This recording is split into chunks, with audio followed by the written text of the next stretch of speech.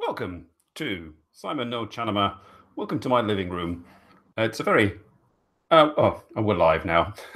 Welcome to Simon no茶の間. Welcome to my living room. It's a very warm day here. If I start to sweat, you will forgive me because it's about 30 degrees in my living room at the moment, or getting that way. Very Japanese weather, hence the backdrop. But it's actually Belgium, but very hot. Very sticky. I'm just waiting for my guest. My guest will be joining us shortly. She is just finishing up breakfast. We're having an early show this week. Early for those of us in the Western Hemisphere. Very early for those in America. I apologize for those of you who will be watching or attempting to watch from America, if anybody is watching. I see we have 0 viewers at the moment. This is quite understandable. I've confused everybody with changing the time. But my guest, who will be joining us, has a play this evening, the final night. And so a later time would have been much more difficult for her. She has to go and rehearse and whatnot. My guest, in fact, will be Stephanie Palacino. Any of you who have seen the former show, Three Old Dudes, will have seen her quite often appear on that show. And anybody who knows YouTube and the J-Vlog scene will have come across her. Hey, May the mediator. I've got somebody to talk to. Jolly good. Yes, one guest who I can talk to. Yes, I was explaining, May, that our guest, Stephanie Palacino, otherwise known as CaffineJedi, is currently just getting ready. It's quite early in the morning, relatively speaking, for artists in England. And Stephanie is not only an artiste, a burlesque artiste, an actor, but also a landlady. We should be discussing that as we go along. Yes, I have a bunch of questions. I have a beer. May, it's advisable to have food and drink while this show is on, not only for the hosts, but also for the audience. Now, May. Oh, thank you. Good. Nap. I've tried that. I'm of an age where naps would actually be good for me, but I can't switch off. I can't switch my mind off long enough. That's the trouble. Am I coming through loud and clear? I'm not able to monitor my own voice. So what's that? That's my mouse. But I'm assuming you're able to understand what I'm saying. Yes, it's been all clear. Jolly good. Yes. So I may attempt at some point in the future to do just a bog standard, very British term there, bog standard YouTube live. This is a live hangout which takes an enormous amount of setting up. What with the green screens and everything. I've moved all my stuff downstairs. Shortly, you will see my real living room. It's midday in Finland. Yes, it is spring in Finland as well. So I imagine it's like waist deep in snow and grey. Yes, I've moved all my stuff downstairs. Wait a minute, I can give you. I shall give the one viewer a benefit of my living room. Let's have a look. There we go. I'll point to my living room, and I'll change to my alternate camera. Whoa! This is another thing with doing Google Hangouts live and having an app and all that business. You can do this and get a very crappy picture. But that's my living room, the real one. Go back to this one. Oh, on my mouse. My mouse is not behaving. Excuse me. This is very entertaining, isn't it? Transfer. Yes, transfer. There we are. That's better. At a certain point, I shall be possibly going mobile because my beer is running out. This is a rare view. Super sunny and quite warm. Yeah, I mean, Europe. Europe is experiencing tropical temperatures. We're going to get over 30 degrees here today, and more tomorrow, it said, with possible thunderstorms. Yes. Luckily, with that fuzzy cam, you can't see all the dust. Typical guy. Well, my beer is nearly finished. I was debating whether to have beer or wine, but I thought I'd go with beer. Yes, I guess today has a very full and varied life, and we shall be hearing all about that. And it's about to get even more full and even more varied as she is several months pregnant. Yes, there are quite a few YouTubers with children, but not many, not too many, sort of who are in the process of having children. Ah, oh, yes, and we have other backdrops. Sake. Yes, I don't know whether you can, well, you probably could get that in Finland. Have you ever tried it, May? It's very nice. It's an acquired taste. It tastes alcoholic, naturally. You can tell that it's alcoholic, but it has for something that's made of rice. You don't generally associate rice with alcohol.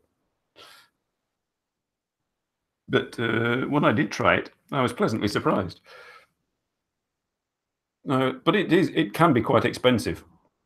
I was in Kyoto last year, and as a prelude to hoping to meet up with another YouTuber who eventually couldn't make it.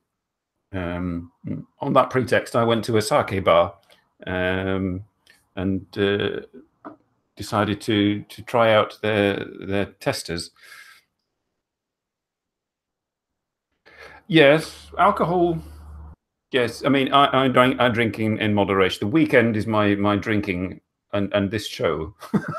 It's my excuse for drinking. The remainder of the week, generally, I don't bother. Warm sake. I've not had warm sake. I've had frozen sake in a stand-up sake bar in Ebisu in Tokyo.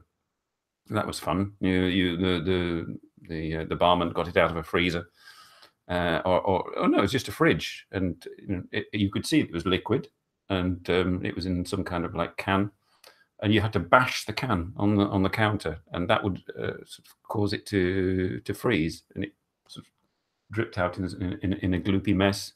It tasted rather nice, but it was quite small. I seem to remember. But sake, yes, sake is an amazing amount of varieties of that. I had this, like as I was saying, I had this tester, like 3 little glasses of sake in Kyoto at this bar, and I think it cost me 1,000 yen, which is about 10 quid. 10 quid for 3 little shots. That's like, okay. When you can get a bottle of wine for what, €5. 3 glasses of sake. So it's a bit, But I was on holiday. It was Kyoto, and I was doing it, to find out how good this bar might be for taking my friend to. But that didn't happen in the end. I just drank the bar, and then I got a message sort of the next day to say that my friend couldn't make it. So, but luckily, the next day, iced tea. Yes, that's true. Do you make your own, or do you just get the old sort of supermarket Lipton Green? And my colleague on the previous show, Robert, he would often make his own iced tea. Quite a lot of effort, I should imagine, that I'm not prepared to do.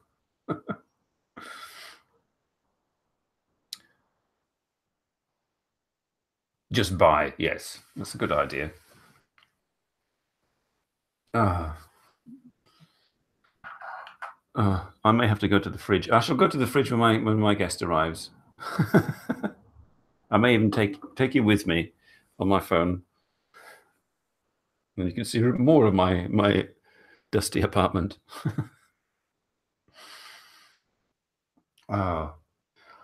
So Norm's live. You were there, weren't you? For those of you who don't know Norm is Tokyo Lens, and he does quite often regular live shows. Well, not shows. It's just YouTube live, where it's there's no preparation. You just sort of go live and talk off the top of your head, like I'm doing now. But I can't quite do it in the same vein as him, and I don't have masses of masses of people coming in. That's the thing I find though with those lives is if you try to if you're trying to communicate with the host, your questions get lost in a morass of comments. Usually, if you throw money at the YouTuber, your comment gets seen, but I haven't got any spare cash.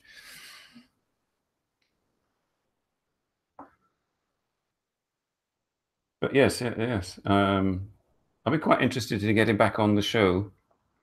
Very busy man, and I'm at the moment trying to get currently Hannah as a guest. She said on one of his lives, on his question and answer live in Asakusa, that she would be happy to join. And then finally got to message her, and she said, "What's the show about? I need to check." So I explained, and I haven't heard from her since. So I don't know whether that's put her off, or whether she's just very busy. But I'm doing my best to get guests to join me in my very warm living room. No, I was hoping that my guest would have arrived by now. Yes, she's good, and she edits quite well. This is currently Hannah we're talking about. I'm very down to earth as well. That's what I like, and not too kawaii stuff. It's kind of like level-headed. I'm very curious what she does, though. I mean, this is something I would quite like to ask her when she comes on the show. She says she's a performer, and second viewer. Second viewer? Who's the second viewer? I see no one. I see just you, May. It's you again, yes. You have a doppelganger in the next room to you. It's another. Well, for all those of you watching the replay, I hope you're being entertained, because my guest is probably cleaning her teeth, having had just breakfast. This is called treading water. I mean, no notes. It's just off the top of my head. So, but anyway, yes. Where were we? Yes. Currently, Hannah. Yes. Yeah, I don't know whether she watches this. It's probably not. And I haven't spammed it to her or to Tokyo Lens. I should do that, really. Sherry Berry in Ehime. That's another YouTuber I should quite like to have on the show. Do you watch any of her videos, May? I mean, I think she can almost match Norm for quality of editing, if not better.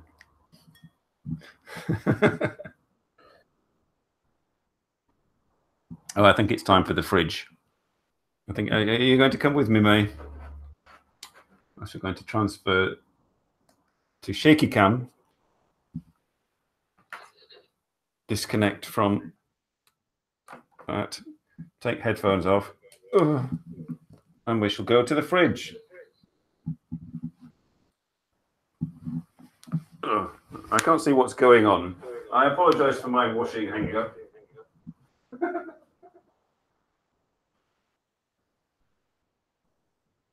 Oh, look, my washing up. There we go. Get on the strong fridge.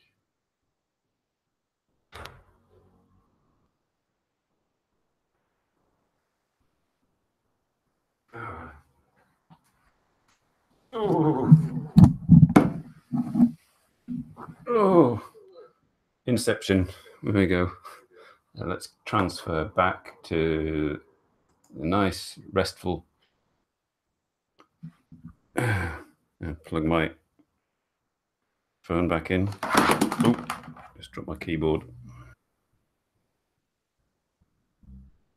Yes, the regular viewers will be. Well, they'll all get two viewers. Or is that you again? Is that your doppelganger in the kitchen? Hello, second viewer. If it's not May again. Right.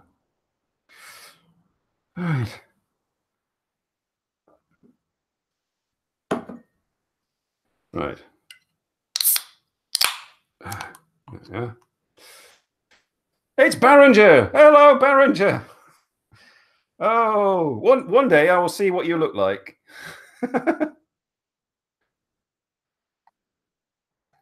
Yes, Barringer and me go back a long way.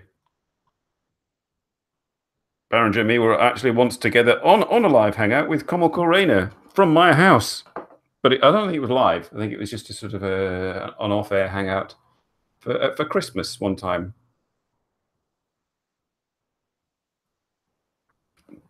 You're doing very well, May. I may well ask you to be a guest at this rate.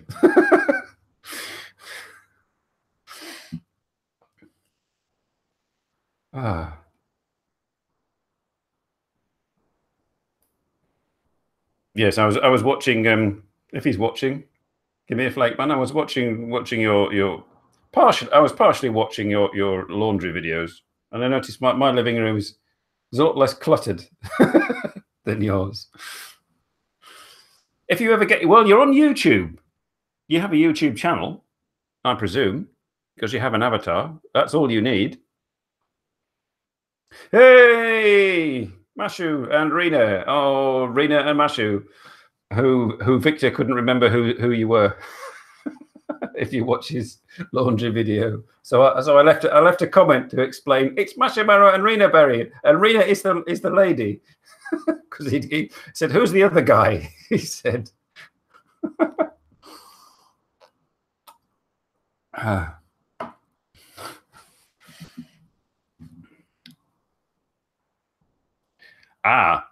Video. Well, if you've got Windows and Windows Movie Maker, that has served a lot of YouTubers very well. It's just free. It's on there. It's very basic, but it does the job. I mean, I started with that. Ooh, yeah. Not that anybody watches my videos. Victor's long forgotten you. You have to sort of increase your presence. Hello. I'm getting a message from my guest. There we go. All right. Okay.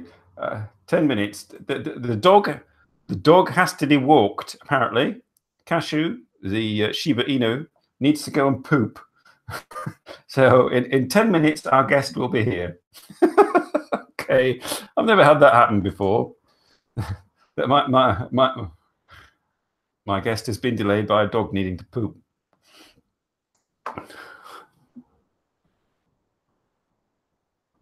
Arts and crafts. Yes, I'm afraid my art inspiration evaporated shortly after getting my degree. So,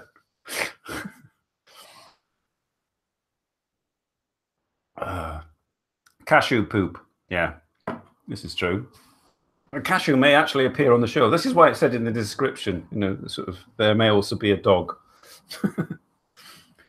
I have actually slept on the couch that is reserved for Cashew. Cashew was very friendly about it. and my guest has in fact slept on the back seat of my car.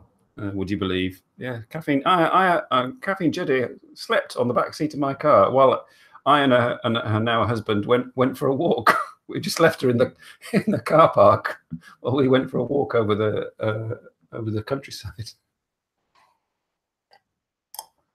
Bartending course. Well, you should make a video about that. I want to see Mashu doing some sort of cocktail juggling. That'll be good.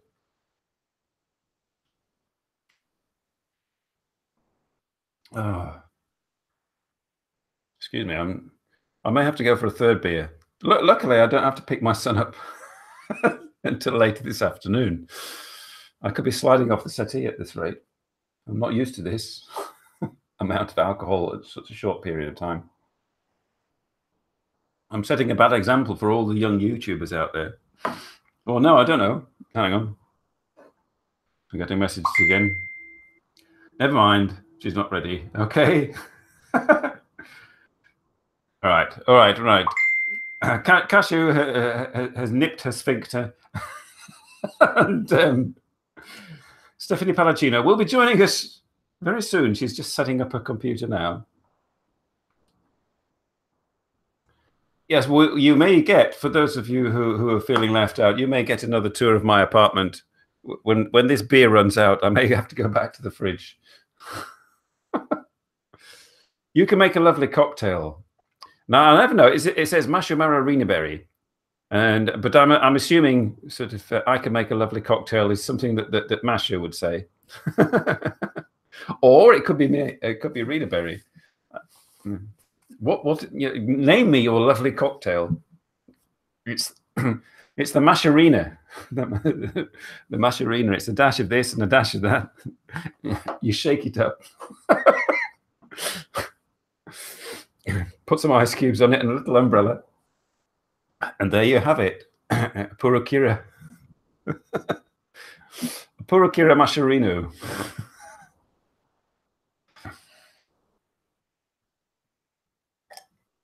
Well, there'll be a constipated-looking dog appear on the show shortly, along with a heavily pregnant film director.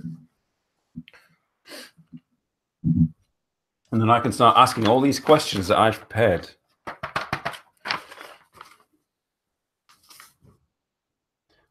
At the moment, my next week's guest is currently sort of somewhere in Korea, but he said he would message me when he gets home tomorrow. And after that, and this is why I'm asking people in the audience whether they would like to join the show, because oh, I've lost a viewer. Oh, bugger. Somebody's gone. And I don't, it could be just Maze double. I found you out.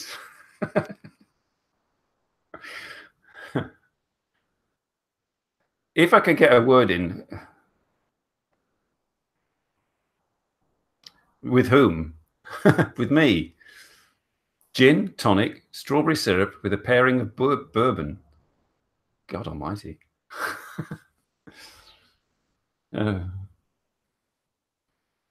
Yes, you're logged in from two devices, aren't you? You're on your phone and your computer, May. This is probably what's doing it.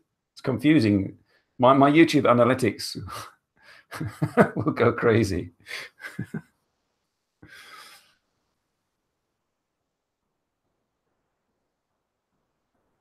I may be tempted to put some music on.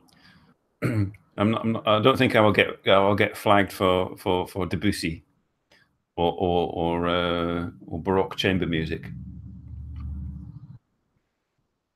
Jaffa cake flavored shot. Now that's interesting. Jaffa cake. Yeah, Barringer and May. You're familiar with Jaffa cakes, I presume. Oh, you are. There we are. Jaffa cake shot. I'm just trying to imagine how on earth you marinate a cask of vodka with, just throw Jaffa cakes in and leave it overnight, and then drink it with a straw.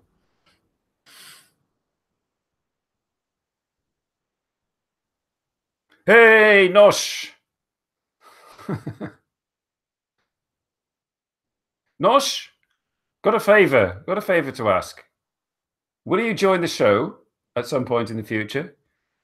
And was it you that said you were quids in? You were friends with John Baum?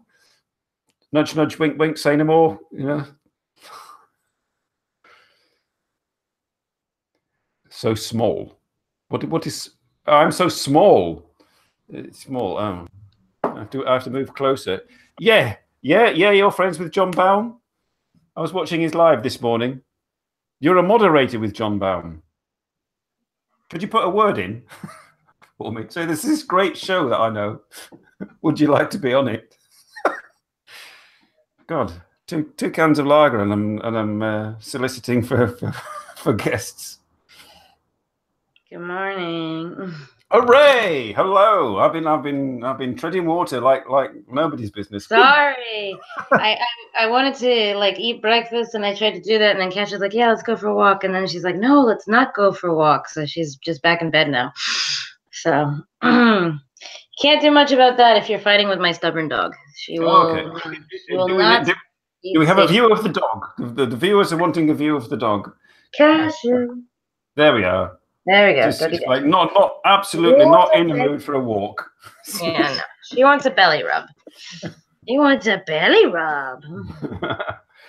Good morning. Thank you for joining me at this hour of the morning. I know, 10:30. That's the funny thing is that like I used to be able to get up earlier, but being that I am with child, it's like, yeah, fuck that. Sleep some more. Have you got comments open? Because the people are saying hello. Oh, I'll open it right now. Sorry, guys. I'm literally just starting up, so give me a second. I just had my morning English muffin, or as people in England call it, a toaster muffin. But it is an English muffin. It was delicious. Carbolicious, man. Yes. My future child loves carbohydrates and sugar. As long as you didn't have like raw liver and pickles on it, you're all right. No. I've been behaving myself for the most part. I mean, there's the debate about sushi, but like everything I looked up said I could eat sushi as long as it wasn't shellfish. So I'm like, all right, well, I'll avoid shellfish, but eat the rest of it. So is squid a shellfish? I don't know. Does it constitute shellfish? Squid, because it's got carapace. I don't know. I mean, I haven't had any squid, so that one doesn't make it onto my my radar. It's just mostly been yellowtail and tuna. I mean, I've also even been avoiding the salmon because apparently raw salmon can sometimes carry parasitic worms. This is yeah, so good morning breakfast talk. So that's why no booze, no smoking the dope. So it's just me that's half cut this morning. Oh, God. I can't, unfortunately. Sobriety. Oh man, I don't even drink that much, but man, have I wanted to drink. Sorry. I shall not go to the fridge and get a third beer then. Get your breakfast beer on. I mean, I had breakfast about 2 hours ago. So, but yes, it's fairly early in the morning to get a bit, wobbly. You got to start your day off right. Nosh says shellfish include marine animals with shells, such as shrimp, crab, oysters, and lobster, as well as octopus, squid, and scallops. The more you know. Okay, well, I haven't eaten any of that stuff raw. I mean, I've eaten it, just not raw. And I'm an oyster person. Like, you know what I say? The two things I'm actually missing, screw the booze, screw the weed.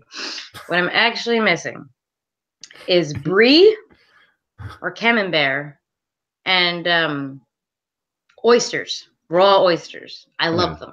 Yes, there we are. So it's high class people here. It's brie, camembert, and oysters. There's none of your mother's pride and chip butties here on this show.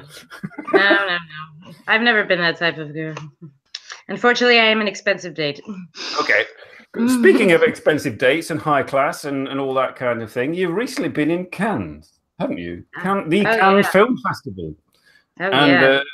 Can you tell us all about that? Did you make any good connections and get any interest in your productions? And did you sort of go on the beach and get paparazzi after you and all that? Unfortunately not. All right, I'll tell you the story of Cannes. Okay. So it's a place you have to go to because you have to kind of like know it to like know the market. But like I've never met so many bullshitters in my fucking life. My God, man, you guys love lying. I don't know. I might have made some good connections. I might be like throwing that right in the bin now that I'm saying like, oh yeah, a bunch of bullshitters. No, but not everybody. Actually, with the helpful auditors who came with me, he got us into some Latvian parties, and we actually met some quite uppity producers in that lot, and they were good. They were cool. Actually, yeah, the Latvian party was probably the highlight of it all. French people love smoking, I would say 1/3 of French adults seem to have a cigarette perpetually in their hand or mouth, which is great when you're pregnant. Having thrust upon a sea of like secondhand smoke just hitting you at every direction. It's like, that's great. Yeah, I love it. I love it. Yeah. And I love how and I never been to France before, so it was nice to see how many of the stereotypes were true. Like most. So all people in striped t-shirts with berets and onions around their shoulders. No, not that bad. But I mean, people will just crash into you and like just keep walking. I'm like, wow, man. No, I'm sorry. Excuse me. Pardon-moi. Nothing. It's like pardonnez-moi. No. It's like holy shit. Really, they really don't give a fuck out here. However, the food was quite nice. So that's true. Can't be a bit of French cuisine. Oh yeah, and they really it's true about the not speaking English at all. Like I've been to many countries, and everyone at least attempts to speak some English. But in France, they're like, "Ha ha ha, you fucking swim or sink, asshole!" And you're thinking back to like your freaking I didn't take French since I was. The last time I spoke French was when I was 16. So literally half my life ago. So it's nice to try, and the really funny part is between me and editors, we're laughing. We're like, all right, we actually speak a few languages between us. Yeah. None of which are French. So it's nice to be the person who, between both of us, had the most French. Yeah. I'm like, okay, that shows you where we're at right now. Où est la piscine? That's about. Yeah, and everything was gone. Like I was like, no French was left. Every time I was trying to ask a question, it was either going German or Japanese, and I'm like, that's not fucking right. Neither of those are correct. But French is not a language I ever interact with much. So, Cannes, was it worth it? In a nutshell. Yeah, it was worth it. I think it was worth it. I think I only went to find out what to do in subsequent years, so I was just going to go check it out. I'm sure there are a lot of parties that you have to figure out how to get into, which I figured out how to get into a few, but not all the ones that I wanted to, but that's fine. People literally just go there to have yacht parties. It's like a series of many yachts everywhere, just a party. It's more about to be seen rather than like to make deals. That's right. Most people don't actually make deals in Cannes. So it just to raise your profile, as it were. Yeah, basically. You had your business cards, and I presume not. Probably. I actually didn't have my business cards because we had a fucking incident. As it turns, no, it's not his fault. Oh yeah. But it was quite funny in a horrible way. No. He tried to order the business cards. They were supposed to arrive we were leaving that Tuesday, and they were supposed to arrive Friday. And they sent us a message on Friday. Oh, sorry, we canceled your order. And I'm like, what? Oh, charming. Yeah, you can have them by Wednesday. I'm like, well, what good that's gonna do me? We're gonna be in France. So. Oh yeah, this is another Brighton company. No, it wasn't actually a Brighton company. It's I don't know what company. A London company. Londoners, those Londoners. Right, May the mediator says, I'm so used to listening in English that if someone in the streets of Finland asks me a question in English, I answer them in Finnish because I don't right away connect that they speak English. Well, so you go. And most in Germany too, I never have this problem. Well, maybe it's because I've learned enough German to get by. Being married to Basti for so long and approaching our 7. We haven't been married for 7 years, but we've been together for 7 years. So yeah. Let's just go back to Azatur's. Okay, so what's Azatur's fault now? Well, he'll probably watch this later. but you're on the way. You're heavily on the way, and heavily. Well, I'm getting there. He's got a baby. Yeah, that's right. I mean, he has a wife. I should explain. Yes. He's not been sort of very creative and had a cesarean and or anything. No, but he has a child now. But my question is, was it a competition between you and him to see who would be a parent first? I don't know. I have a feeling it was because the thing is, I took longer to actually conceive than him. Whereas I think I announced in January. I think it was January of last year. I said, hey, to him and his wife. I'm going to start trying for a baby. And guess what happened? They, his beautiful, fertile wife knocked up like that. Oh my God. I had a nice, good, solid year before I kept crying. And it was like my realization was the nonstop crying. I was like, why do I keep crying in every movie I'm watching? And why do I keep missing my beautiful deceased abuela so much? Like, I do miss her because I love her. But, like, all of a sudden, it was like I couldn't stop thinking about her. I was like, God, I wish she was here. Not just for the food, but, also, the love. But the food was great. She was famously an amazing cook. And then there was, like, some strange signs that were popping up in my head. I was like, the way I figured it out, the night before I took a pregnancy test, I turned to Cashew, my beloved Doge. Yeah. And I look at her and her beautiful furry brown eyes, and I'm like, just remember, no matter what happens, you'll always be first. That leads me into question 6. Do you think she will be jealous of Blake? I hope not. I've actually been doing quite a lot of research about how to introduce a new baby to a dog. So there is a whole technique to it. I asked other people, other Shiba Inu owners specifically. They say you're probably fine. Like, the Shiba Inu is a very family-oriented dog.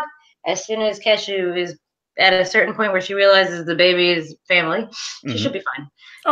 She likes a lot of attention, yes, but I have a feeling that Cashew will be okay as long as you have to include your dog in all the activities. So you're feeding the baby. Also, have the dog next to you. Let her lay with you. Don't keep the baby as don't go near the baby. My mom is scared. She thinks Cashew's gonna eat her. So I'm like, no. Obviously don't leave unsupervised animals or babies. You should probably avoid both of those things. Yeah. So common sense. I'm sure it'll be an adjustment for Cashew since she's kind of a bit scared of kids. Like, she's scared of toddlers. Like, the way they walk freaks her out. Okay, here's the thing. Cashew's scared of drunk people on drugs, and toddlers, because they all have a weird waddle, and the waddle freaks her out. She's like, runs away. So it'll be fun. Good job I'm sitting down then, because I may waddle if I stand up at the moment. A dog changing nappies. Cassie will probably go out of the room. I have changed nappies in my time from my sons a long time ago. Yes, if you were a dog, you would, if you were sensible, you would go out of the room, because when you change nappies, it is bloody awful. You're the good thing, I guess. I have a brother and sister who are significantly younger than me. Not significantly. Well, my brother is probably turning 20, and my sister's, how old is she? How old am I? She's 22 now. She's 22. So she'll be turning 23, probably right at the time Blake is born. So because they're younger than me, I had to change a lot of nappies and get puked on and a lot of nappies. So you have experience. Yes, you know what it's all about. And also, funny enough, teaching in Japan, right? I taught really little kids, and they also puke on you and shit themselves. So it's fine. I'm not too obviously it's annoying, but it's not something I've never faced before. No. It's been a while. Basti's has faced it before. You're prepared. We'll be fun to him. I think we should stick with the baby questions at the moment, because we're on a roll here. Go ahead. All right, where was my baby question? You asked about Cashew. I asked about Cashew. We've covered that, but right, here's one for you. You having had experience with your siblings, infant formula or real breast milk, which is the best, and which will you choose? Okay, well, my mother never breastfed any of us, and neither did my aunt breastfeed her child, which is my cousin. So in my experience, no one in my family has ever breastfed. However, I believe, take what's free. So research-wise, I think you should give breast milk when you can. I don't feel like people shouldn't be made to feel bad if they choose formula. I think that's fucking ridiculous. Like, there's all these women that are like, how dare you? You're feeding your child poison. Your quality of breast milk has a lot to do with you. So, if you're a crackhead, formula feed your so maybe that's something to think about. Yeah. But no, I'm hoping to breastfeed. I'm hoping to give it the titty milk, but well, I should really sort of like message Basti and say sort of at like X hour of the morning you'll be required to assist with collecting breast milk. Yeah, and putting it in the fridge, which I have done. I'm going to try to breastfeed. That is the hope, and the magical birth plan, that's all going to go fucking wrong. Like my plan is actually to walk to the hospital once my contractions start. Oh my God. It's actually my plan because, they say the number one way to get a baby to come is to walk. So it's only literally it's probably between a 10 and 12-minute walk to the hospital from where I live. Oh. So I think to myself, I'm like, all right, we just got to time the contractions right. My mom was in labor forever, so I really don't think that this is going to be one of those, and now the baby's on the fucking floor. So Basti's like, okay, like we already talked about it. He's like, all right, we'll get the bag packed. You'll carry the bag. It'll probably take us 45 minutes to do this 10-minute walk because, there's a contraction coming every, 5 minutes or minute and a half. I don't know. It's like, I was looking it up. It's like, there's so much insane research to look through, which is like. Oh, I can see it now. Oh, Blake. You were born on the corner of X Street and this street. We really tried to make it to the hospital. Sorry. If that happens, I'll be kind of like relieved because that means that baby just came out. Woof. Or like in my family, that is not the case. It's like, good luck with your 36 hours in labor. Oh my God. Lucas says, planning lots of diapers. Yes, Yes, we have polluted the planet. I've helped pollute the planet twice now. Oh yes. Well, I live in like a really hippie town because Brighton is full of fucking pretentious hippies. And so I've gotten a couple of those like people saying, about the bio diapers and like if they work as good as Huggies, then I don't care. I'll spend the extra money on them if they're better, like for the environment. If they leak everywhere, then no go, my friend. That's not going to happen. However, I never had Huggies. I had genuine towel nappies that my mother had to wash. Oh, fuck that. Sorry.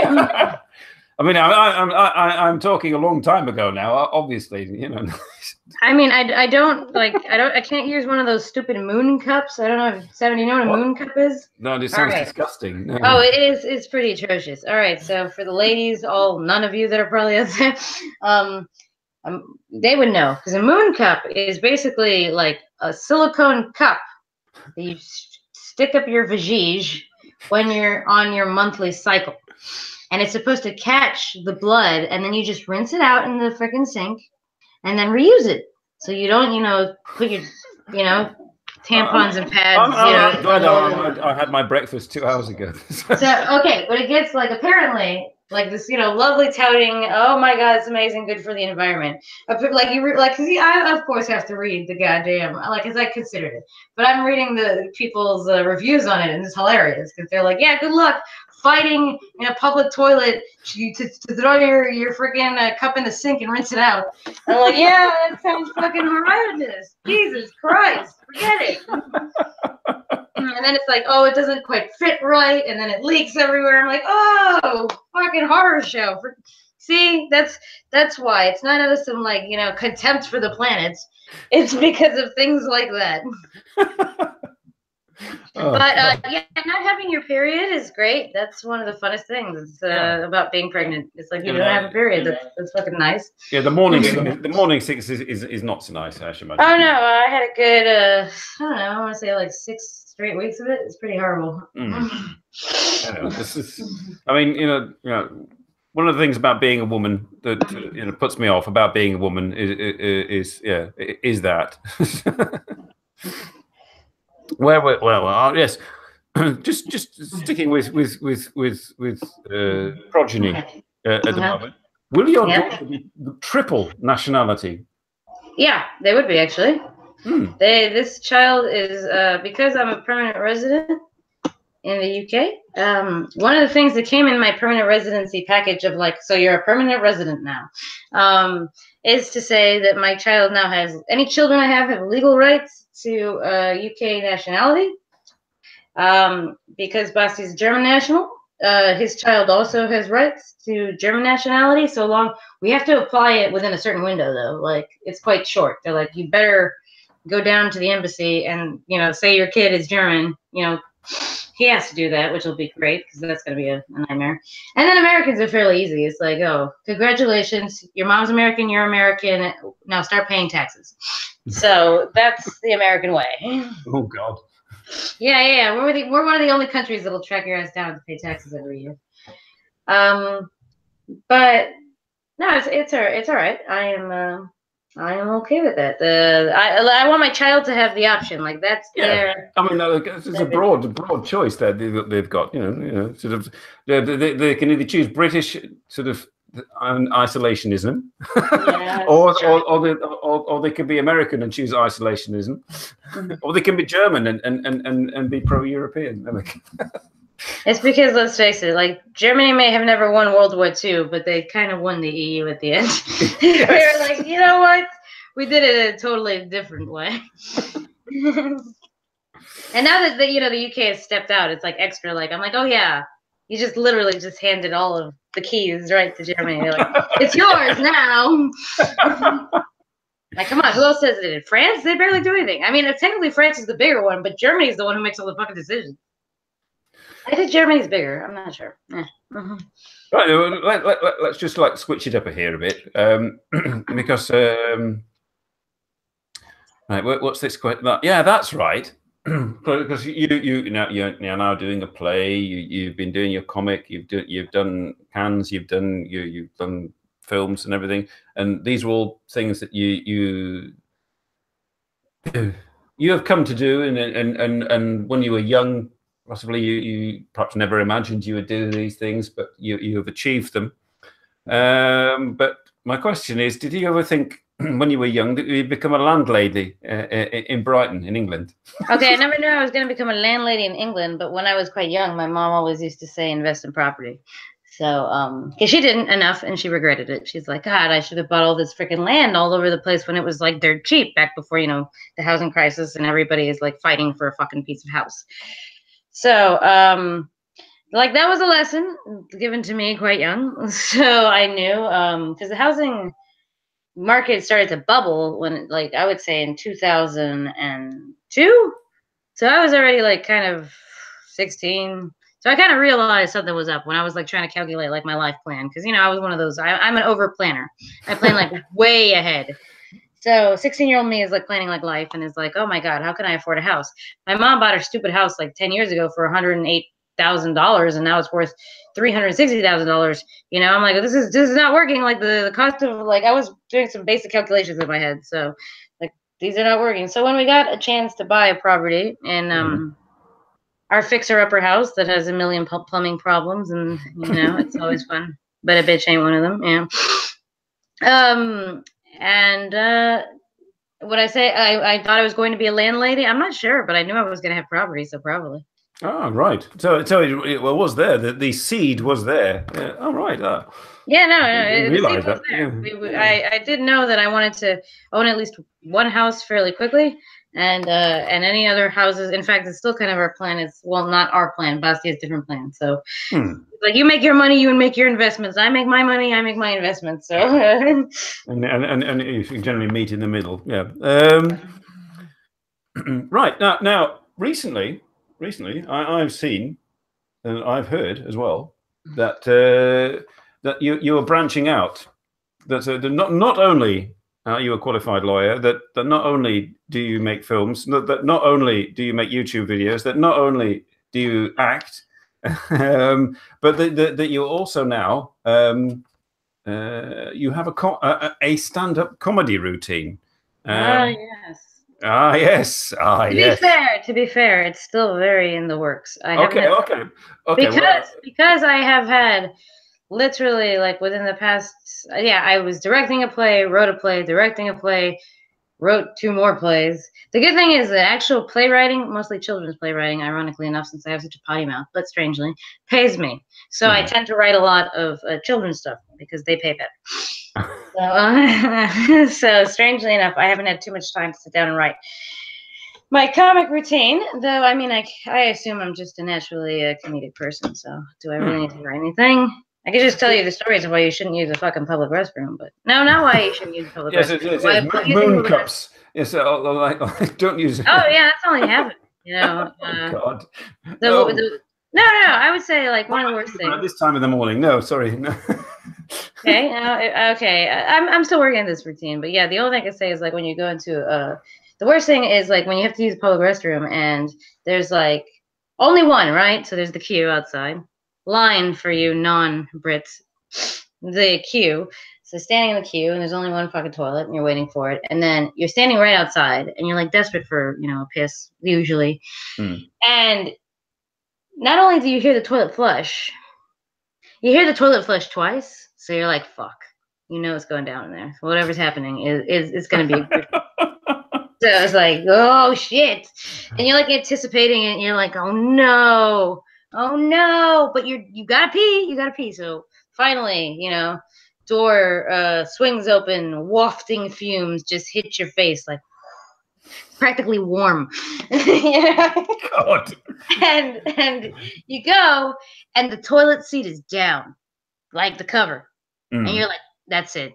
This is the worst. You know, they were so ashamed of what the fuck is here. They had to put the toilet seat down. So you're trying your best. You know, you got to get on like one foot because you got to use the other foot to lift the toilet seat because fuck knows you're not touching it with your fucking hands, right? And you're like, no, I use these hands for like other activities that don't require, you know, dirt and mud and literal shit. So, you know, you're trying to get your tippy toes just right. You're like, all right, let's point toe, you know. Remembering your best ballet lesson or yoga class, you're like, all right. And then, you know, it falls a couple times and you're scared your fucking shoe's going to go right in there. You're like, oh, dear. And then, you know, you open it up and see the horrors within. You know, sometimes fucking people like just make, you like, how, you must have defied gravity to make fucking mess you did. Like the laws of physics do not apply in this in public toilet bathroom stall because holy shit, literally, because only God could have done this or Satan. Well, totally ASMR says so. You did the hovering virgin. I'm not quite sure what that means. All right, I'll tell you this about people who hover on fucking toilet seats. I hate them. You know why? Because they're the ones who make the fucking mess. Because they like, oh no, I'm too good to put my butt cheeks on the same toilet as everybody else. So I'll just fucking rain piss and sometimes shit upon the toilet seat, like boof, you know, because you know it's giving those extra 3 inches. Sometimes there's like backwash coming up from the toilet, like you know it's coming backwards. Oh, because the energy you're expelling is so high. And then you sit down and there's no toilet paper. So there you go. And that's about as far as I got with my comedy routine. Okay, well, we're just like popping into Brighton. Well, we're popping into Brighton here. This is your neck of the woods. So graphic. I know that place. I almost got into a fight there. Now, so we know what is involved now in going to a public toilet in England. But what is involved in being a film producer? What is your typical day as a film producer? Okay, I'll be honest. It's like looking for other work. So that's probably a big bulk of it.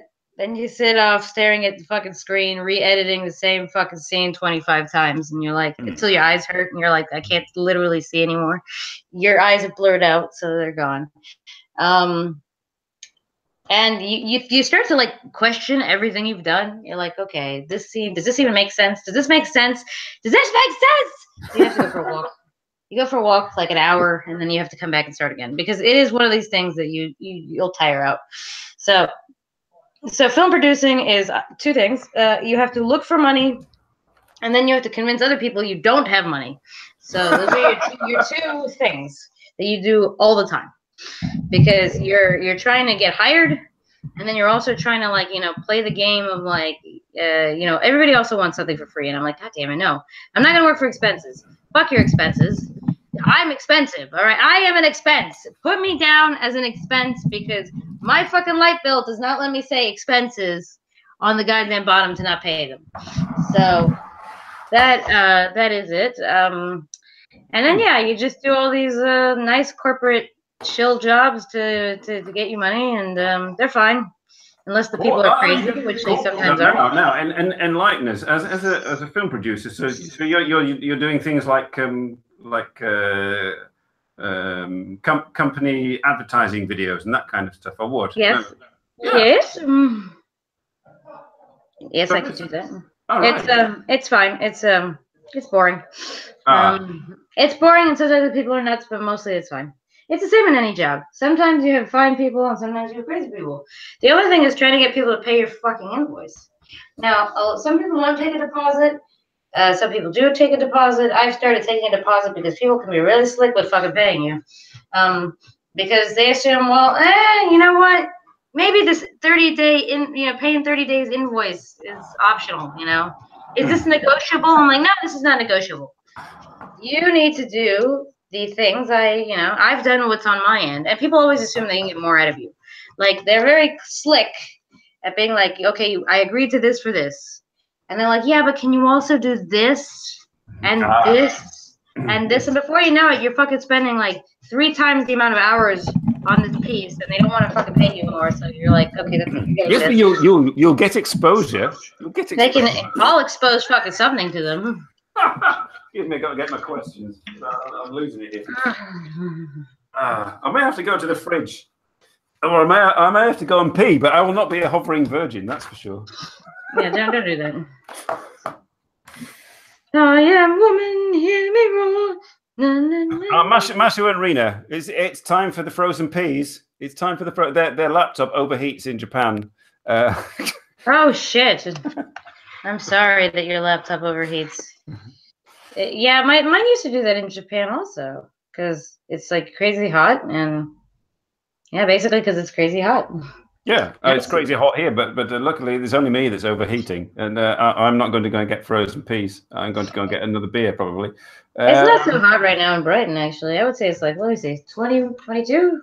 22. But you are near the sea, like this, with seagulls and beaches. And... Oh, actually, it's 15 degrees. I'm a total liar. No, it's 21. I'm not a liar. I knew it. Nice. That's rather pleasant. I mean, I'm surprised that Casio didn't want to go for a walk in such nice weather, but... Oh, Casio likes to walk when it's raining. It's her favorite time.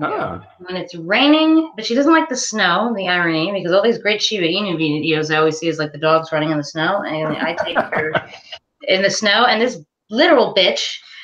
makes me carry her home because she doesn't want to put her precious little paws on that cold ass snow. Oh. So she's like, no, pick me up. And Cash's got a little bit chubby, so she makes it very difficult for me to carry her. Speaking of getting a little bit chubby, he'll probably kill me for this. Wait a minute. But I mean, obviously now your burlesque days have had to be put on the shelf. I mean, yeah, they're on ice. They're on ice. I mean, yes, you can't be sort of being flung about topless, but you have a partner who flings you about topless. Mr. Warren. Yeah, Warren. But with there being on ice, he's obviously partnerless. So he needs another partner? Is that what you mean? I don't know. Do you think he will get rusty and out of condition as a result? Well, I could tell you that maybe, I don't know. I know that he's more focusing on acting. He's got more work too, so we're all very. The summer season is usually the time where all the best stuff happens. So. Oh, well, yeah, you've got this play coming up tonight, which is why we were doing this early, aren't you? Yeah, I have a play tonight. It starts at 7, but it also records. Well, tonight's the last night. Apparently, one of our patrons last night, who was kind of an asshole, we just assumed he was really drunk, but So we have a dancer. It's usually Serona, but Serona is in the London Burlesque Festival right now, and she's getting asked to be married. That's what she's done. So she wasn't here last night. We had a substitute performer, and she was cool. But she put on Facebook apparently that one of the guys said after her performance, "I really shouldn't have taken those shrooms earlier." And I'm like, oh, that all makes sense. This guy who was acting a little bit whack, we just assumed he was drunk. But apparently he was on shrooms, which explains a lot. Actually, if not for the fact that I totally don't want to deal with your psycho ass, my show is ideal for someone on shrooms. It's very weird and colorful and lots of lights. Yeah, what is it about, actually? I mean, not that our audience can get a flight to Brighton and come and see the last night, which you say has to be booked for anyway. So they would have to be booked for. I do it. It's okay. So it's quite a short, simple play, even though it takes an hour to get through, because the actual story is about there is an explorer, and it's just about all the people he has screwed over in various capacities along the way. So you meet different characters, and they're kind of trapped in whatever place they are. Like, we just decorated the rooms in different ways. So, like, one of the rooms is Arctic. So we put all these icicles up and, like, you know, all those, like, Christmas lights, all the old Christmas decorations come out because we made it all Arctic. It's not actually a classic stage, then? No, it's not a classic stage. It's a walkthrough. What the hell's going on with my video? Immersive theater. An immersive theater, which means, like, you have to walk through. We have rotating performances, meaning you walk into one, they do the performance, they leave, and then the next group comes in, and this person repeats, like, the same exact thing. Ah. So, that's interesting. Yeah, no, apparently, like, the actors tell me it's cool because it's really easy because they just basically have about 5 to 7 minutes to actually perform, which they only have to remember those 5 to 7 minutes, and then they're like, you know, they would love that. And then do it again. But, you know, sometimes it's up to, like, you know, 10 times a night that they've done it. So it's like, okay. But it's been actually good. So, yeah, it's like different places were, like, decorated in different ways. My bathroom became a jungle, which actually looks really cool. Wait a minute. Hang on. People come to your house. It's in your house. Oh, it's in my house, yeah. Right. Okay. Yeah, that's an interesting concept. Yeah, it's called saving on venue costs. And people pay. This is why you were saying, please book. You know, we had to turn people away. I was like, you know, oh wow, there must be like lots of people coming to this big venue. People coming to your door, right? No, we can only take a max of 6 people per group, so that's why it's like we're like, okay, you want to do it, but it has to be max of 6. So we did have a group of 12, and we had like 6 going first, and then another 15 minutes we could take the next 6, so they can kind of be almost at the same time, but it has to be separate, yeah. Oh, cool. All right. No, so I have been in a stage on stage. Oh yeah, well no, it's been so far so good. You know, people have been okay. We had 2 reviews. We had one nice reviewer and we had one bitch reviewer. Which is like, she didn't get it. She's like, I don't get it. I didn't understand it. I'm like, well, fucking pay attention. Get off your fucking phone, which I totally saw you on. Yeah. So, no, it's fine. Like, everybody's been cool. Like, all my actors are cool. Most of our guests have been fine, with the exception of Mushroom Man. Everybody else has been fine. And, no, it's good. Now, let's get back to filmmaking and projects and so on. I'm happy to be echoing. YouTube. Yeah. Right. We're on YouTube. Our viewers are on YouTube, but your films do not appear really on YouTube. And the sort of the question is sort of, which do you prefer? I mean, do you keep the? I mean, is it something that doesn't work well for a film producer to have stuff on YouTube? No, it does not. It is actually, the algorithm is not friendly at all towards it, nor do I think audiences go to YouTube for short films. You probably go to YouTube for watching vlogs, which do well because you can do plenty of them and you can do them easy and cheaply and often. So, which the algorithm likes. That being said, yeah, it's just if you remember the prime YouTube days, which is considered 2012, which is before they changed the algorithm, there was lots of people shorts and skits, and I watched a lot of great YouTube videos back in the day. Not even just YouTube. I think God, was it Funny or Die? Also used to have a lot of really good ones. Like they had a whole short series about like Street Fighter in the future, and like it was great. I was like, it got decent production quality. These actors are hilarious. They had quite a lot of those back in the day, but I don't think that exists anymore. It's all about cult of personality. So I don't find. First off, I'm not even a fan of making short films. I know everybody's like, you have to make short films. They help you practice. Short films, in reality, nobody watches a fucking short film. The only person who watches a short film is another filmmaker or your friends that you may watch it. So that's it. It's just for practice. They're just practice films. Some people love them. I think that I'm not a fan of them. I make them, and I'm not a fan of them. And so I actually have not actually made a film in over a year. Yep. Because filmmaking is a lot of time and money. And it's not to say I don't want to work on films. I actually took more than a year and a half out to practice writing, which is the fundamentals of any filmmaking. So this explains a lot. I mean, because you obviously I'm on YouTube every week with this thing, but I generally don't make films or vlogs.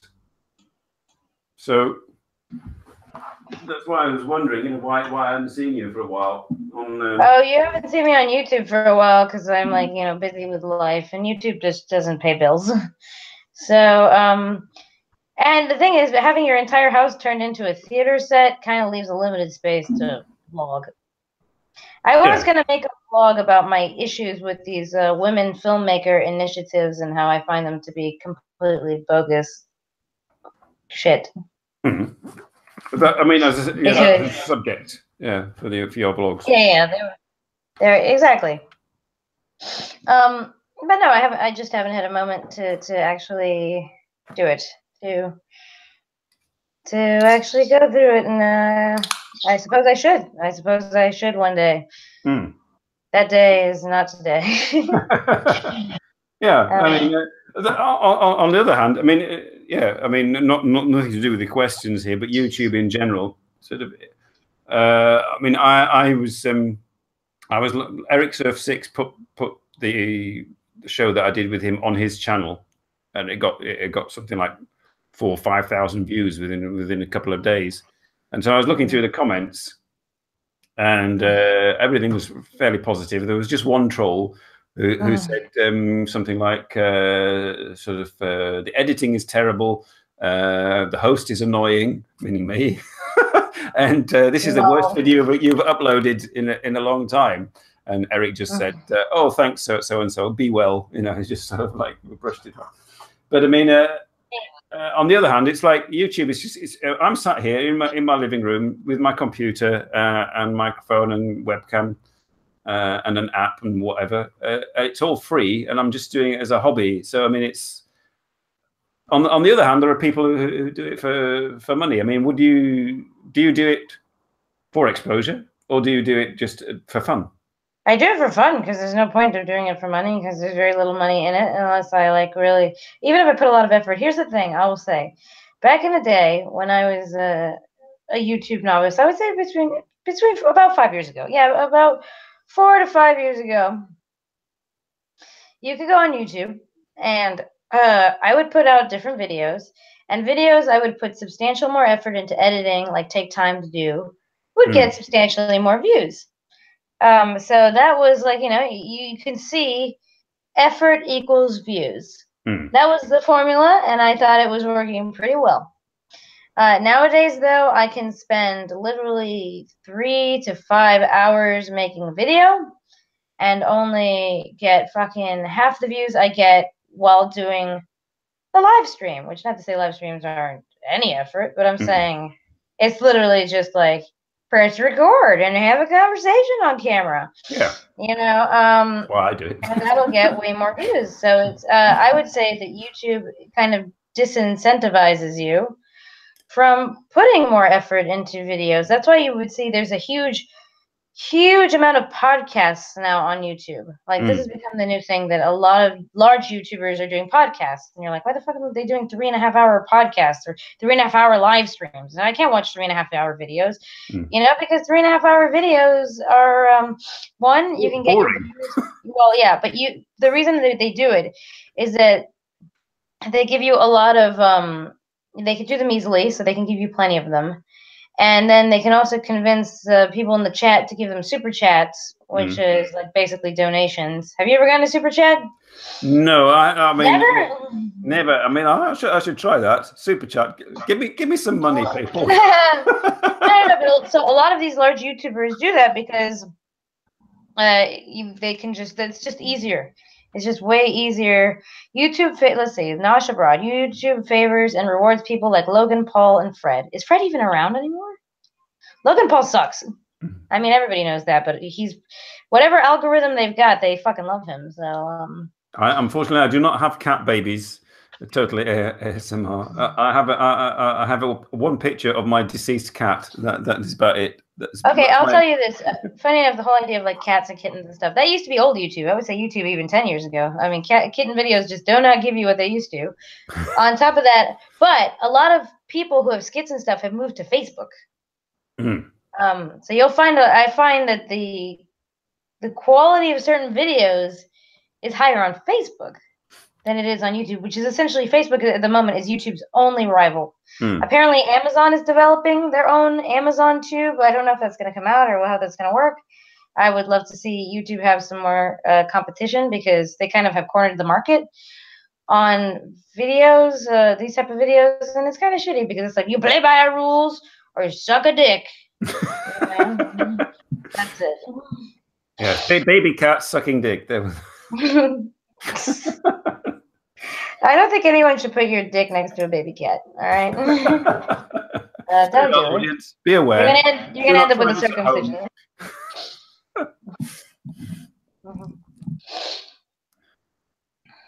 That photo would help if it wasn't a photo of a dead cat. I mean, that used to be my. I mean, the cat was not dead when I took the photograph, but that used to be my YouTube avatar, sort of my deceased cat. Yeah.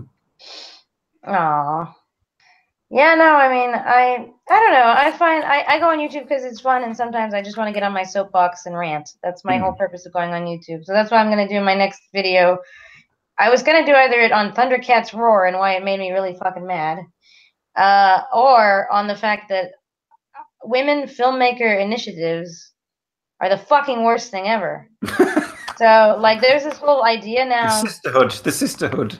Oh, fucking hell. I've had the worst experiences with these so-called, I want to help women type feminists. They'll stab you in the back quicker than anybody else. I've never had such bad experiences than like with these types. It's like to the point where it's really made me question a lot of my own ethics. Which is crazy. No, I'm totally serious. There are no ethics in this show, so you're all right. Oh yeah, so expressing an opinion is a good way to get demonetized on YouTube. I had a video just talking about, I think it was called Bad Teachers, and it wasn't like I wasn't particularly offensive, but it got demonetized. It took like 3 weeks to get it monetized again, and all I was talking about was my experiences that said certain teachers that are bad can really screw up your perspective on certain subjects. I remember that, yeah. Yeah, and I still 100% believe in this, like to the point where it's like, if like I will homeschool my kid before I put them through like a crappy teacher, because bad teacher, I mean, it'll mess you up. I don't think there's going to be ever a chemist who came out of the chemistry teacher that I had. Like no student she ever had will ever follow chemistry. She was just the worst. Just as an example. So, what was I going to say? So, yeah, we were talking about YouTube and everyone. My women's collective, you know. Yeah. Oh, these bitches got to go down. Okay, so, like, I do say, I call myself a feminist with a sense of humor. because I still believe in a lot of the ideals of feminism. I believe in gender equality and all that good stuff. And so, yes, you homeschool, but you could do it with, there's a way to get around the social development issues. Obviously, don't keep them in a box all day. Sorry, that's what Nosh said.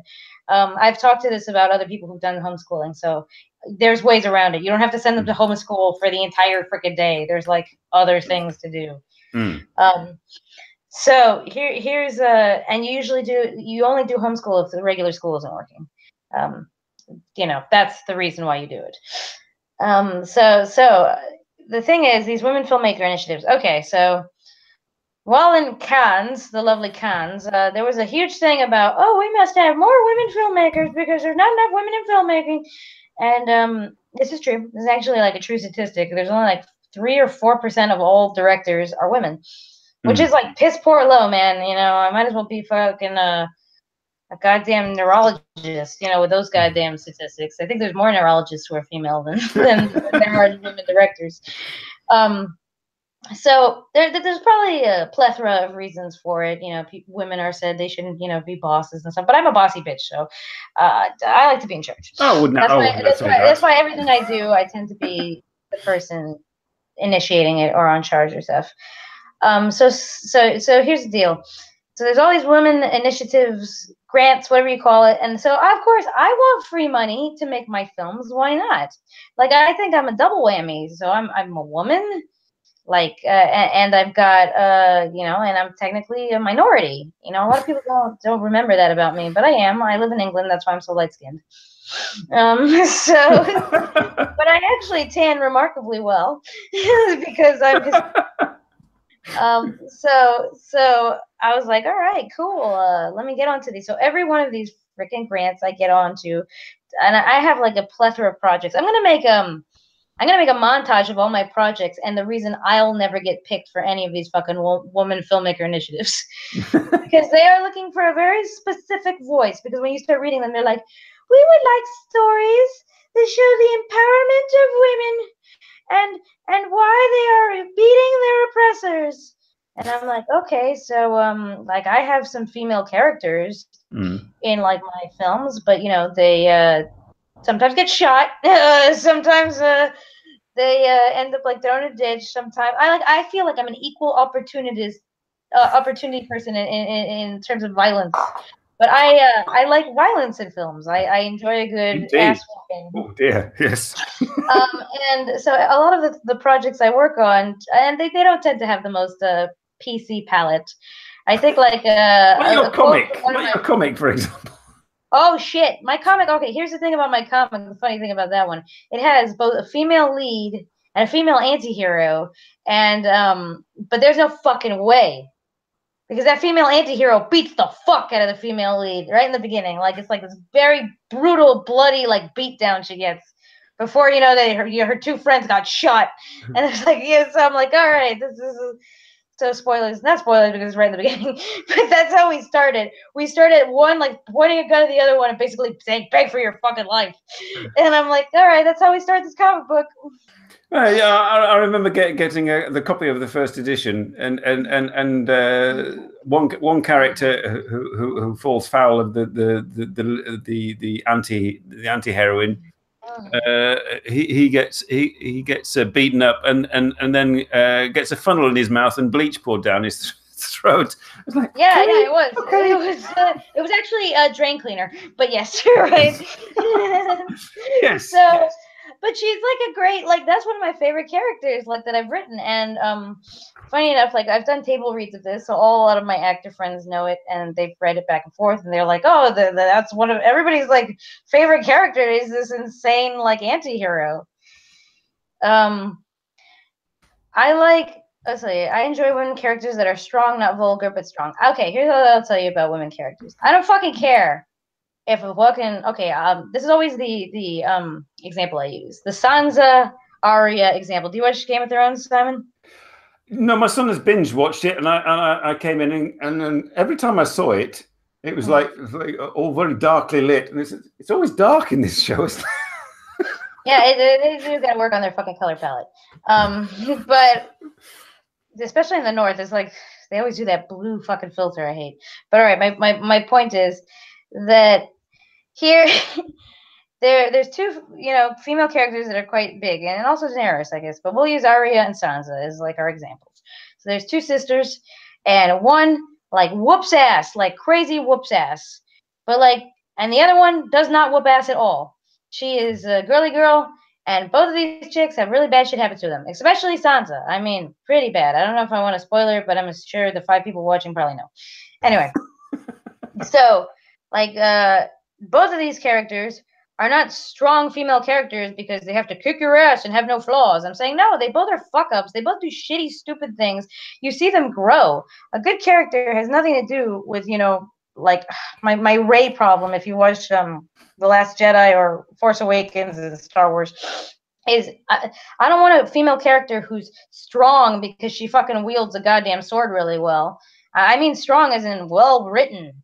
As in, you can understand her and empathize and sympathize with her feelings. I could do this with a man or woman or, dwarf, because fucking Peter Dinklage as Tyrion is like, I am not a male dwarf, but I feel so much for this character because he's very well written. So there you go. Nosha Broad says, "I'm not into high fantasy. Why are we watching this show then?" I'm not. Well, I can't be high, so fantasy is regular for me. I may need to go and use the bathroom. I can safely open my toilet seat without my foot. Good job. Right. Yeah, Nasha, I read it. Latinos have like 0 representation in Hollywood. This is fucking true. I almost got into like a bit of a tiff with somebody about the new Starfire for they're making a Titans TV show. It's not Teen Titans. Somebody told me. Yeah, but fucking it's based off the comic book Teen Titans. So eat a pumpkin pie. I still was not very pleased with who they chose for Starfire, and a lot of people made it. You're just being racist because you don't like her because she's black. It has nothing to do with that. I just thought she looked terrible. Like the costume was crap. She looked too old. And I said, I would have appreciated, since they already have a black character, I would have appreciated perhaps a Hispanic character, since we are also very underrepresented in media. Oh, belly rubs. Yes, love the belly rubs. Can you go on camera. You go take a whiz because I'm going to have to take a whiz. So excuse me. I'm not going to transfer to the mobile cam and take you with me. I'm going to go to the toilet. No, it's fine. You go to the toilet, wash your hands. Yes, I'll wash my hands. Don't worry. And you entertain the guests. All right. In that case, what am I going to tell you guys? Let me tell you everything wrong with Simon. Stupid glasses, dumb accent. No, that's not true. Simon's great. He came to my wedding, which is good. See, did any of you guys come to my wedding? No. Simon was a couple hours drive away. I guess that helped. You got a kitty beside you? A kitty? Fuck cats. No. My dog would eat a cat. No, I don't fuck cats. I don't fuck cats. Who would do that? I mean, I guess somebody would. No, my dog tries to eat cats, so we're not allowed to have kitties. She is the most cat-like dog you'll ever meet, though. She loves getting scratches and sweetnesses, but she also explodes and barks, so not so quiet as a kitty. Definitely. I wanted to say, I don't know if she's more destructive than a cat. I mean, she doesn't shit in a box or in the house, so I guess she's well potty trained. I don't, I mean, I do have to pick up her shit. What am I thinking? I would say, I don't have to pick up her shit because no, I'm not one of those assholes that leaves dog shit on the fucking sidewalk. Dog, and she is a sissy. Yeah, she's a sissy. She's scared of everything. Except for when people come into the house, then she'll bark at them like nobody's business. Sings, there was a little Spanish flea, record star he thought he'd be. He'd heard of singers like Beatles, the chipmunks he'd seen on TV. Why not a little Spanish flea? There you go. I did it. There we go. Sorry about that, folks. I always remember that from The Simpsons, the song "Little Spanish Flea." A dog and she's a sissy. No, oh dear. Yeah, my dog is a sissy. I mean, something completely different in human terms, but there we go. Where were we? What's happening? Oh, I don't know. I think I was telling them about female characters. Oh, yeah, and my bitching about the initiatives. They all suck, and everybody. And I've heard some like horror stories of men who've had to work on these like female empowerment initiatives with like mostly female crew. And I've heard that they've gotten really treated like garbage. I mean, this is all hearsay, so I can only say so much. But some of the stories I've heard, I'm like, wow. I don't know how, like, the director, I guess she was a woman, but she tolerated it because heads would roll much quicker in my lot. I can't. The one thing I would say about more and more filmmaking that I've learned, like the number one lesson I've taken, I think me and Esoterists were once drinking, obviously before I got pregnant, and we said to each other, you know what the lesson I learned about filmmaking is? Don't be afraid to fire people. And I'm being 100% honest. Sometimes people will sabotage your film, and they are like a cancer, and you have to cut them out. And you have to, you know, don't feel bad about it. Just it'll spread like a disease. Oh dear. Yes. Audience, oh yes. You know, do your best. No. I mean, it's fine. I'm just saying that I've had such situations very similar to that. Where were we? We're nearly at time. We're nearly at time. Yeah. But I shall just ask. We'll switch back. We'll switch back to the we'll switch back to Blake. Are you going to have? Are we going to have a baby shower? This is the question. I'm having 2 baby showers apparently. Oh, right. Not it's just not of your choosing. It's like you've been told you will have. Yeah, my mom is throwing me one in Miami when I go visit, and my best friend Catherine, attorney at law, Catherine, she's also throwing me one. Oh, cool. I've met her, haven't I? I believe. Yeah, she was my maid of honor. Yeah, that's right. Yes. Blonde, British. Very British. Yes, I remember. She'll destroy you in court. She's a very successful solicitor, actually. Done remarkably well for herself. So yes, you're going to be sort of like inundated with baby products. I hope so. I mean, I don't feel like buying most of the stuff myself. So the plus side is that Esoterists had a little girl. And I was telling him not to throw out anything she outgrows. I'm like, yeah, don't throw out anything. We'll take it. He actually gave me his Moses basket, which was very sweet. Oh, nice. Yeah. Yeah, well, that's a question I didn't actually put on the list that I was thinking about. A buggy or a pram? Which would you choose?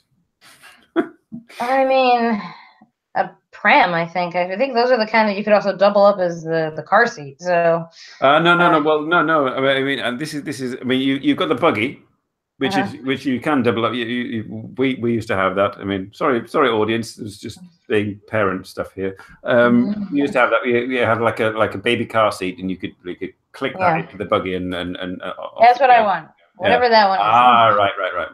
But because I don't feel like having both. When I was 2 feet high, I mean, this is going back, in the days of black and white television. I was pushed about in a pram, with the big wheels, like bike wheels and sort of a handle, sort of. And it seems to be sort of quite trendy now to have those kind of things. I was just wondering. Retro, babying. No, I hate those things, and I'll tell you why. Because the moms who push those things are total assholes. They will like ram your ass right off the fucking sidewalk, or I'm sorry, be pavement, because they just are like, "Fuck you, I have a kid," and then they put me like right in traffic's way, and I'm like, "That's great." Now I'm gonna get hit by the goddamn lorry because you're an asshole. So, oh, right, yes. Especially the two mom friends who like go together, like they're fucking like. It reminds me of like a snowplow, like. Oh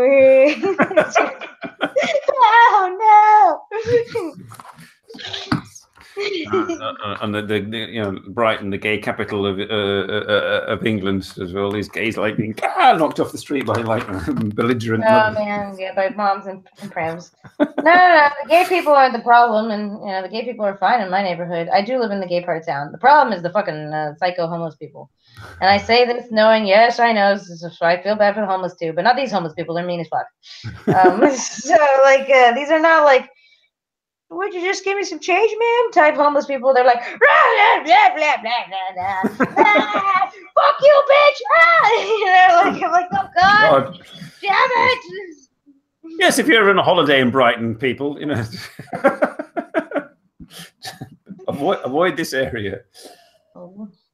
If you want to have a good time, okay, I'll say this. My area is great because it's next to all these bars, but it's also like right. What is your opinion? Here's the question.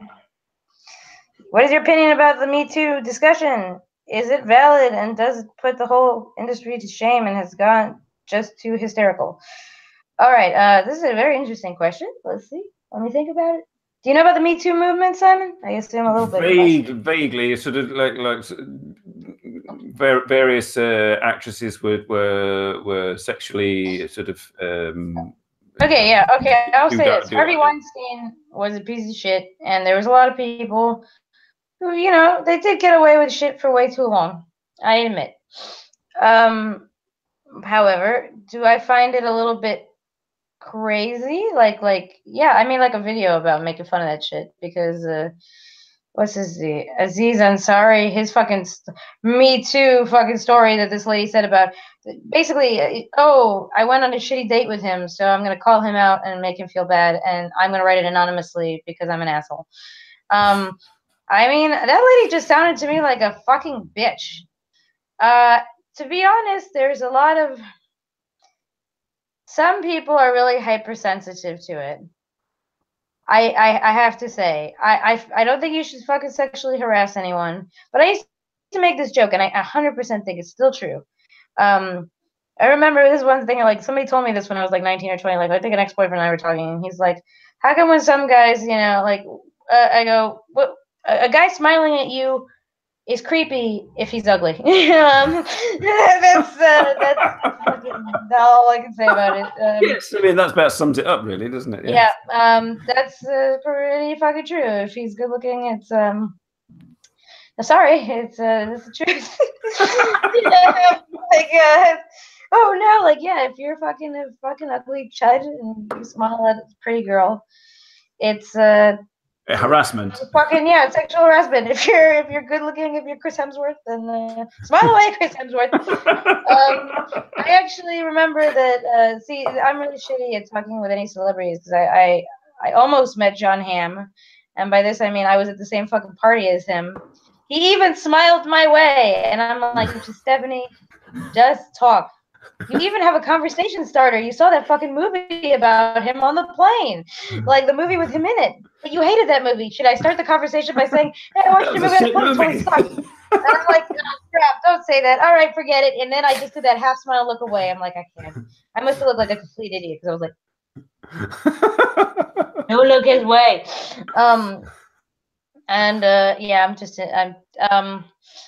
Yeah, but back to the Me Too thing. I have some qualms with people taking what are essentially criminal cases and putting them in the court of public opinion rather than, you know, to like a police officer like you should.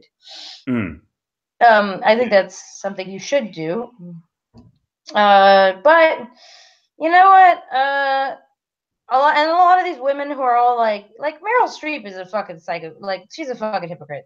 Okay, she does this whole thing about, oh, yes, it's about time. Time's up. Me Too movement. Bitch, you were fucking trying to lobby for Roman Polanski, who raped a 14-year-old, to be allowed back in the States without charges. So, you're a hypocrite. Jennifer Lawrence loves Woody Allen. Oh, I'm such good friends with Woody Allen. Yeah, Woody Allen done some creepy shit in his day. So, I don't know. Also, I think there's this whole idea that women are very passive. Like, it's like, oh, you know, I just didn't do anything because I felt it was awkward. You know, okay, I've had guys, like, pull shit on me, definitely, because I'm a beautiful woman. No, but it just happens, and it's quite easy to. Not maybe it's easy for me. Maybe I'm just talking because it's me. I don't want to also like belittle people's perspective, but you gotta learn to tell a guy, or sometimes a woman, depending who the fuck is being very forward with you, to leave you the fuck alone. Sometimes you can just kind of half joke it off and be like, no, leave me the fuck alone. And then that's it. Just let it be. Mm-hmm. Yeah, and so instead of blowing it up, I mean, yeah, but if you do blow it up, and you get the right lawyer, your quid's in basically. This is why it has snowballed. I mean, I was reading this morning that like the one about George Takei, which I think was no one believed that one that much because it's like George Takei is like he's like the hero of like the gay rights movements and so much, and he's so funny and everybody likes him. And somebody was like, George Takei sexually assaulted me back in 1974 or some shit, and he was like, what the hell are you talking about? No, I didn't. And some random person like, yes, I did. Yes, you did. And now this morning he's like, well, maybe it didn't happen really like I said it did. I'm like, what? I think that it's the same. There's two problems. Like, it's become a big thing. Like, it's really easy to call someone is, a sexual predator and a racist. Like, those are two words that are flung around, like, with such lack of care. And they're two words that have, like, a lot of weight behind them. So people really should be more careful with it instead of being like, well, he's a Republican. I guess he hates the gays and he hates the blacks. Like, okay, well, let's take a step back here, all right? Don't go crazy here. Nope, that's the case, and he probably also hates trans people. So then it suddenly becomes a racist, transphobic, homophobe just because they've done like one thing or another that you might not agree with. So, calm the fuck down, Charlie Brown.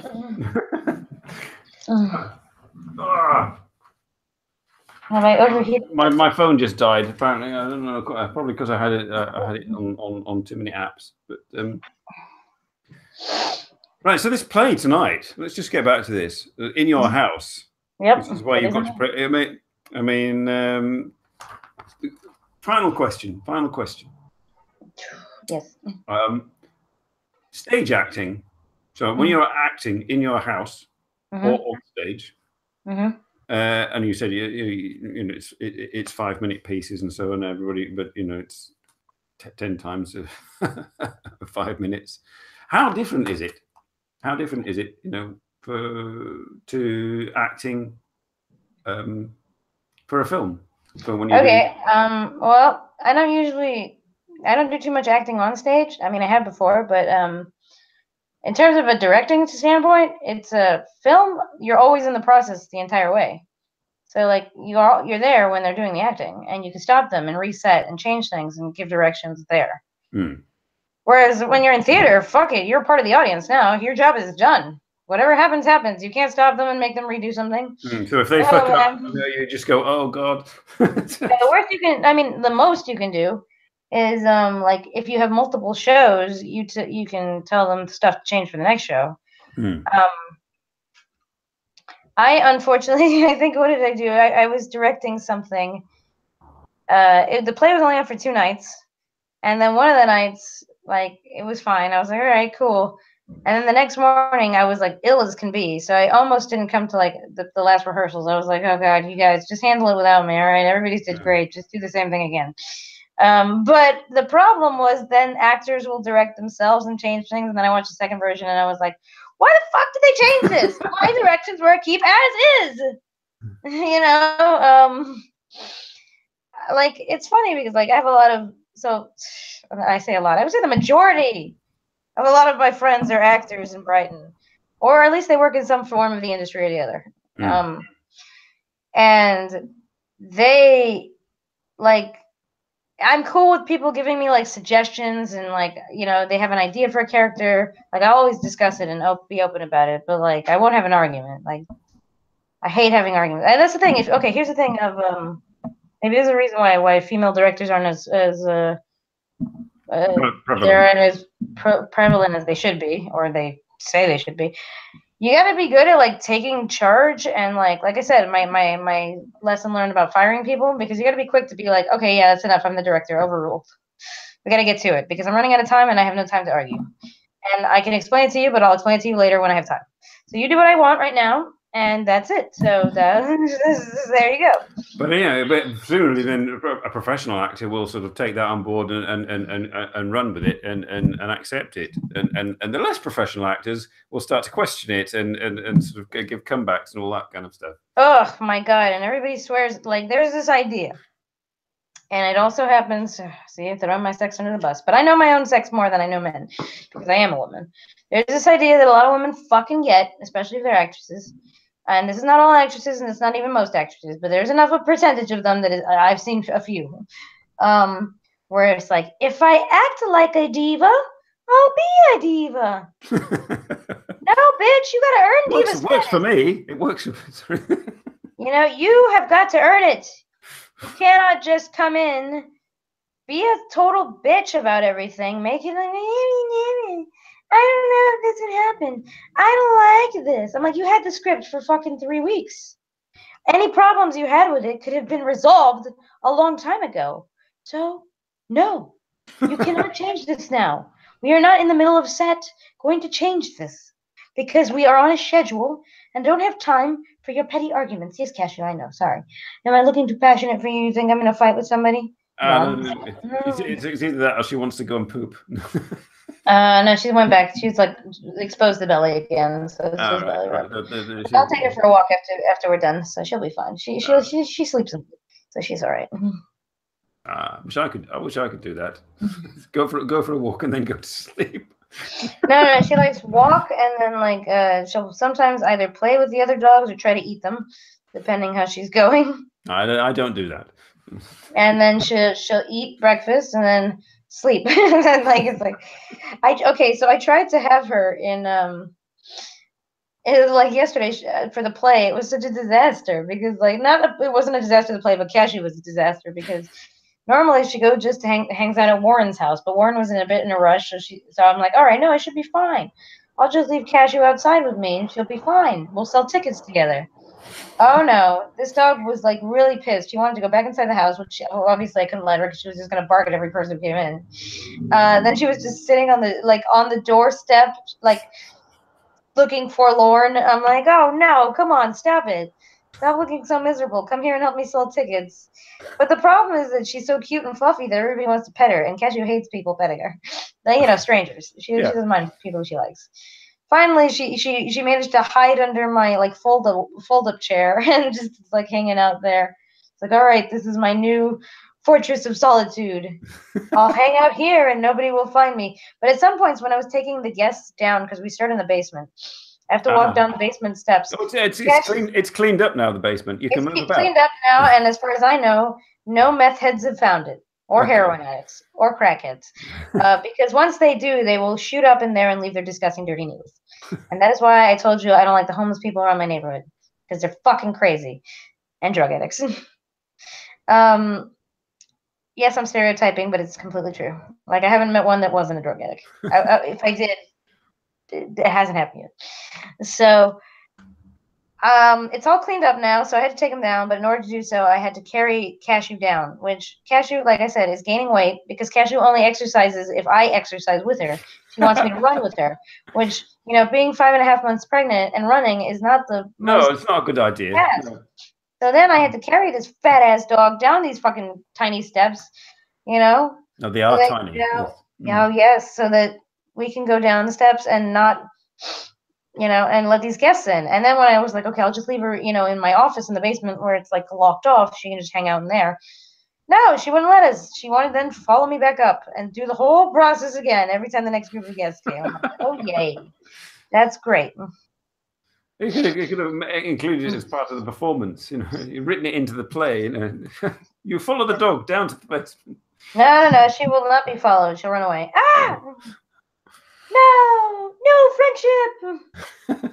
I put this Cashew's catchphrase: no friendship, because anyone who tries to be friendly with her, she's like, fuck that, no friendship. I think I've run out of. Well, I've got questions that I didn't ask, but they've been covered. Okay. Actually, anyone else in the chat? All 5 of you out there. Anyone else have any more questions that you would like to know? There'll be more views afterwards because it's in Japan. It's not of the time. Yeah, I don't think it's the time in the States either. They're still in bed in the States. I mean, I did warn them. It's cool. I know. Sorry, guys. I had to do this. We had to do this kind of early because I had to. I have my plate tonight, and I have to make this dog walk, and then I have to eat, and then I have to take doing things while pregnant are like way more difficult than non-pregnant because you're so much more worried about stuff. Like I was always like, fuck it, I'll cross the street now. Fuck that car. Whereas now I'm like, oh no. Yeah. I'm living for 2. That's true. Damn it! Yeah. So it's a lot more, and my kid also is starting to kick the ever living shit out of me from the inside. So yes. It's quite an exciting thing to feel that. It's like, is that gas? No, my kid. Is that gas? No, they're just kicking me again. Have you got a room set aside? Have you decorated a room? No room at the moment. They are going to be in our bedroom next to us. At least for the first 6 months. We will have obviously a bit of space upstairs for them, but I think they're fine with just hanging out with mom and dad for a while.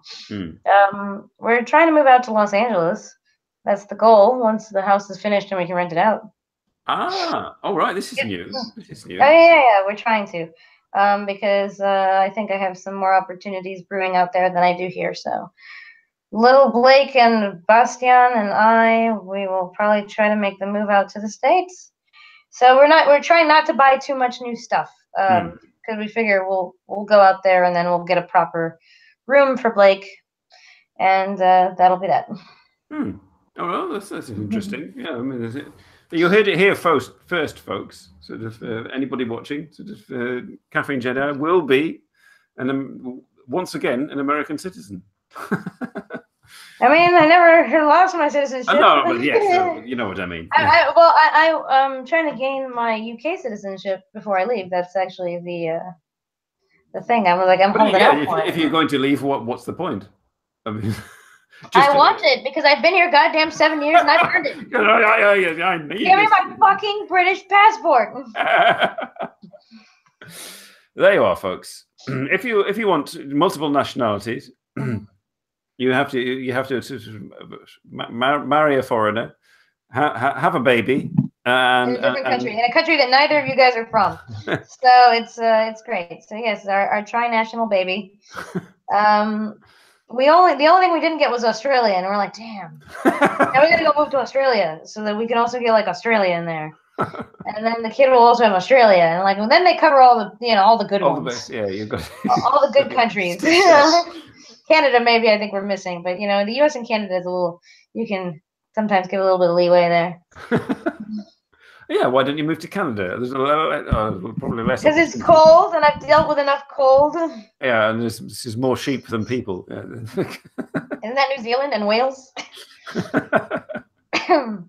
We just offended half the world's population. Then well, no, move to China. Move to China, then we can offend them at half the world's population. Oh yeah, Nosh is right. They're supposedly a backdoor for children of Italian citizens.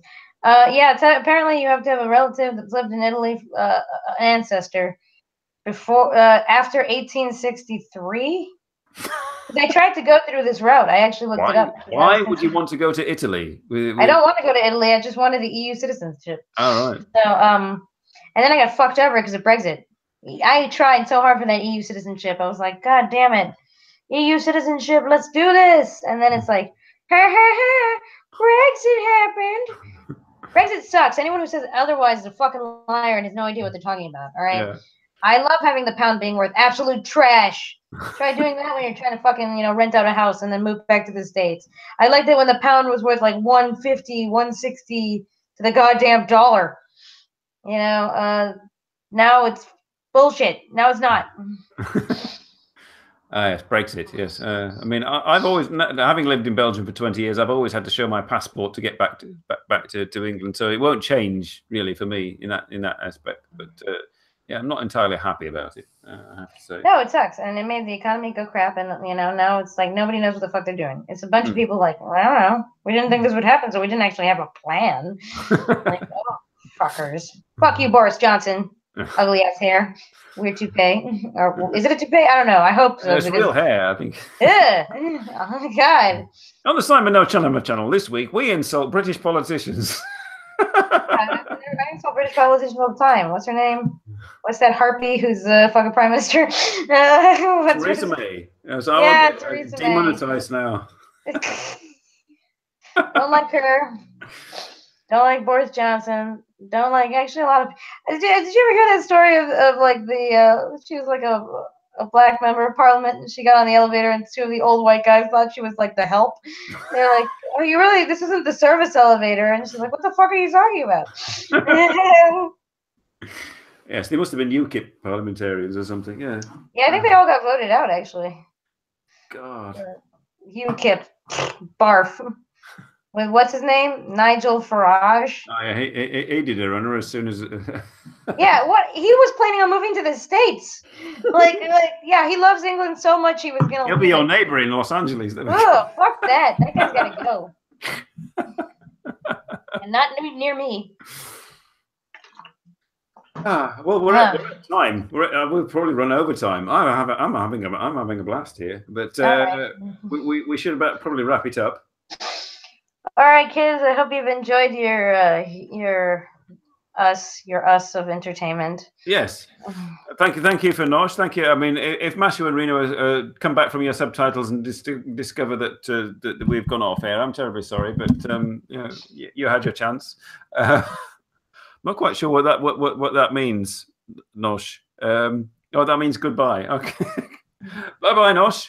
Bye-bye to the ASMR. Probably see you on one of Rumbleax things again. Goodbye. Who else have we got? It's all quiet out there. All right, Barringer is there. Goodbye, Barringer. Goodbye, and the fifth viewer who will remain nameless. And see you next week when Tokyo Drew will be back from Korea, and he will be joining me on the show, and we will probably be drinking again because he said he wants to do a sake. Oh, well, have fun, assholes who can drink. Have a good time. Sorry about that. Right. Okay. Goodbye, folks, and see you next week. Thanks for joining, and have fun. Bye-bye. Bye.